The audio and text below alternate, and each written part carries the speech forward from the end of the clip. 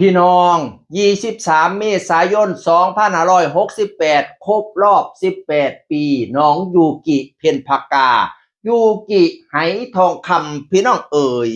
ศิลปินผู้สู้ชีวิตมาตั้งแต่เด็กๆเดินตามฝันตัวเองมาตั้งแต่เด็กๆพี่น้องไปประกวดรายการโทรทัศน์หลายรายการน้ำกันกันยังมาจนมาได้มาเป็นนางเอกหมอลำคณะเสียงวิหกแต่ชีวิตก็ผกผันกายมาเป็นสาว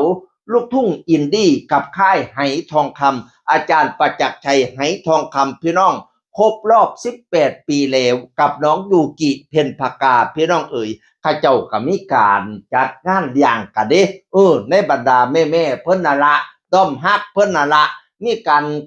จัดกลุ่มปิดพร้อมไลฟ์สดใจสู่ใจคนรักยูกิเพ็ญภากา EP 5เจ้าหญิงใสๆกับโมเมนต์หัวใจต่ำตึกต่ำตึกซิงเกิลใหม่ล่าสุดของน้องยูกิพี่น้องเอ๋ยต่ำตึกน่ะกำลังมาแรงเด้พระเอกมิวสิกกันพระเอกมิวสิกผู้เบาพี่เป็นแดนเซอร์เป็นศิลปินในค่ายของไหทองคำนั่นล่ะหล่อแต่กี้มีกระแสดังตัวผู้เบาพี่ก็ได้พี่น้องมาถ่ายเป็นพรีเซนเตอร์นำกันพร้อมโอ้ยสวีทหวานแหววจนว่าเขาเจ้าสิจัดดอมฮักให้จนว่าเขาเจ้าเสียเป็นคู่จิ้นกัน แต่ก็บ่รู้ว่าอะไรทำไมต่อไปดอกพี่น้องเอ๋ยแต่เป็นพี่เป็นน้องกันเขาเจ้าว่าเป็นพี่เป็นน้องกัน แล้วเพิ่นก็มีการจัดงานเนาะอยู่ที่ห้องสุบรรณหอกรุงเทพมหานครกว่ากลุ่มปิดบัตรละ139 บาทบัตรหน้างาน399 บาทพี่น้องเอ๋ยพี่น้องป้องไปเพิ่นกลับไปหลาย FC เพิ่นกลับไปหลายตัวบัดยามวันเกิดมานี่โอ้ยมาลัยแดงจึงครึ่งถ้าเบิ่งรถมื้ออื่นถ้าจอบเบิ่งรถมาลัยสีแดงส่ำใดสิได้หลายส่ำใดสิปังส่ำใดบรรดาแม่ฮักเพิ่นยังน้ำหุ่มน้ำหอมคือเก่าบัดมาอยู่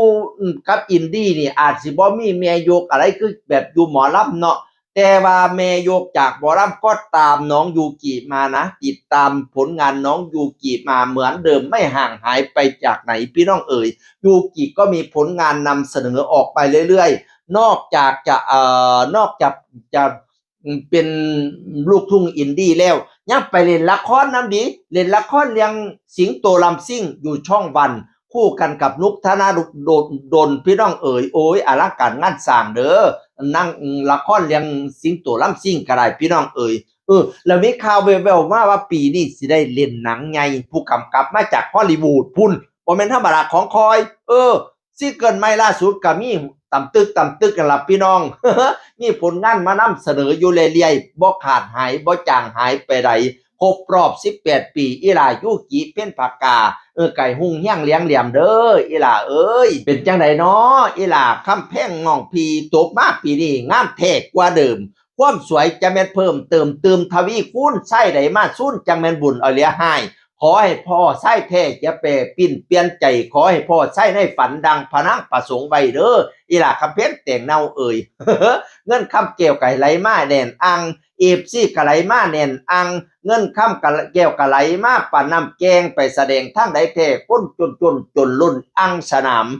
นอนหลับให้ได้เงินหมื่นนอนตื่นให้ได้เงินแสนย่างแกงแขนให้ได้เงินล้านออกจากบ้านให้ลมกุมเงินกุมค่ำเงินแสนให้ตกจุกกลางบ้านเงินล้านให้ตกจุกกลางเฮียนจิตฮอดเงินให้ได้เป็นกอบได้เป็นกำจิตฮอดค่ำให้ได้เป็นกอบให้ได้หอบซอยหอบแหวนเด้ออีหล่ะคำแพงเอ้ยร่ำรวยแล้วก็แข็งแรงพร้อมให้เจ้าแข็งปานผ้าให้เจ้ากล้าปานตะวันถึกแดดก็อย่าไม่เป็นไข้ก็อย่าหมองสุดไปพ้นให้เจ้าพ้นมาใหม่สุดไปไม่ให้เจ้าแตกยอดมาไปกะยะค่ามากกะยะของอย่าได้มนคือตองอย่าได้หมองคือเทาอย่าได้เกาเสียสีให้วันนั่งดีสีใสสองพละกำลังปองไพ่ตองอย่าได้มีสุขะสุขีล้นกำลังคนล้นลื่นอายุยืนฮอดร้อยจนสิ้นศาสนาปุเด้ออีหล่าเอ้ยให้แข็งแรงให้เจ้าแจ้งปันดาวให้เจ้าขาวปันฝ่ายความเจ็บยาสุใดความไข่ยาสุมีหงเฮียงเลี้ยงเหลี่ยมเจริญมันยืนจากผู้ขาเสียงคนเก่ามาเว้าสู่ฟังสวัสดีครับ